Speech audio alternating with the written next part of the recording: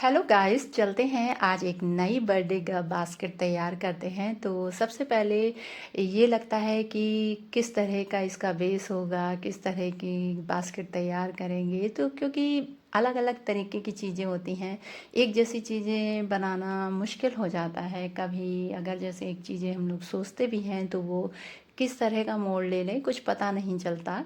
और बर्थडे की बास्केट जो होती है वो एक डिफरेंट टाइप की ही होनी चाहिए, क्योंकि इससे हमारे चेहरे की जो मुस्कुराहट होती है वो बदल जाती है और बच्चों के चेहरे का इम्प्रेशन देखने लायक रहता है कि वाओ, क्या क्या मिला है मुझे। और हमारे पेरेंट्स ने कितना अच्छा मुझे गिफ्ट दिया है, या फिर किसी भाई ने बहन के लिए या बहन ने भाई के लिए या भाई ने भाई के लिए ही गिफ्ट दिया हो। क्योंकि अभी इससे पहले जो मैंने बास्केट बनाई थी वो एक छोटे भाई ने अपने बड़े भाई के लिए बास्केट बनवाई थी, और आज ये मैं 3 बच्चों के बर्थडे की बास्केट बना के तैयार कर रही हूँ। और आप सोच रहे होंगे 3 बच्चों की बास्केट एक साथ तैयार कर रही हूँ, क्योंकि उनके तीनों बच्चों का बर्थडे एक साथ ही मनाता है। क्योंकि उनके एक बच्चे का बर्थडे 1-2 दिन पहले हो जाता है और 2 बेटियों का एक साथ होता है।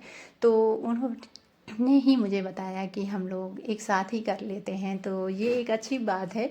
तो तीनों बच्चों के लिए मैंने ये एक साथ बास्केट तैयार करनी है। तो सबसे पहले मैंने जो चॉकलेट का पूरा बॉक्स मंगाया और इसके जो चारों साइड्स हैं तो उसको मैंने पूरे चॉकलेट से कवर करना है।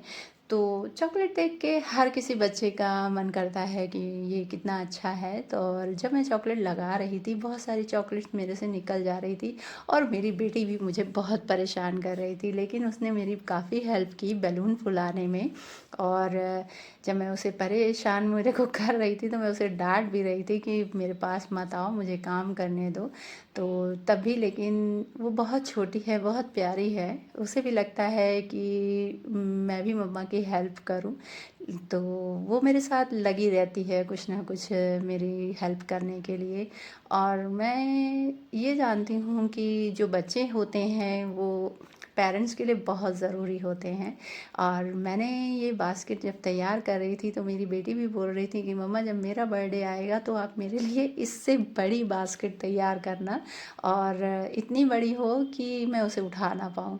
तो मैंने सोचा कि चलो ठीक है, अभी तो आपका बर्थडे बहुत टाइम है, इसलिए अभी तो जो बास्केट तैयार कर रही हूँ उसको ध्यान देने दो मुझे।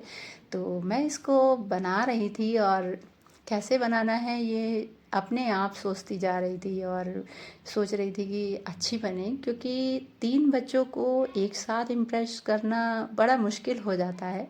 क्योंकि एक ही चीज़ में तीनों की इच्छा अनुसार चीज़ें देना और उन्हें खुश करना एक बहुत बड़ा जो टास्क होता है वही समझ लीजिए। क्योंकि जब हम लोग कोई चीज़ बनाते हैं और पेरेंट्स उसे देते हैं या फिर हम लोग देते हैं तो उनको ये लगता है कि हाँ, हमारी जो चीज़ है वो हर कोई देखे।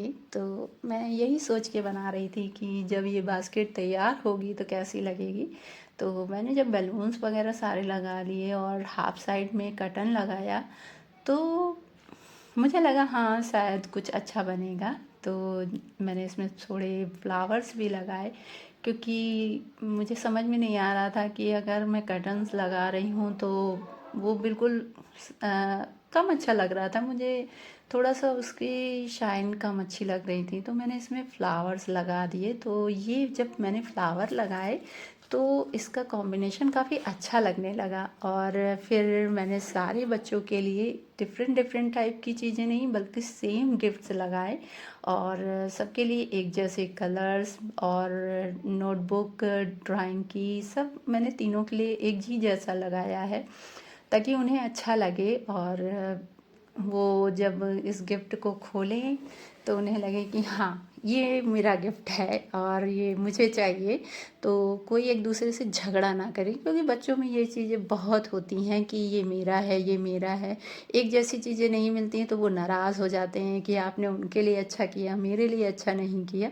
तो ये सब चीज़ों को बड़ा ध्यान देना पड़ता है, इसीलिए मैंने नहीं चाहती कि वो आपस में लड़ाई झगड़ा करें और एक दूसरे से अलग हों। और अगर आपको मेरा ये वीडियो अच्छा लगे तो मेरे चैनल को लाइक और सब्सक्राइब करना ना भूलें। और ये मैंने उनके गिफ्ट बास्केट तैयार कर दी है और ये उनकी नेम प्लेट है।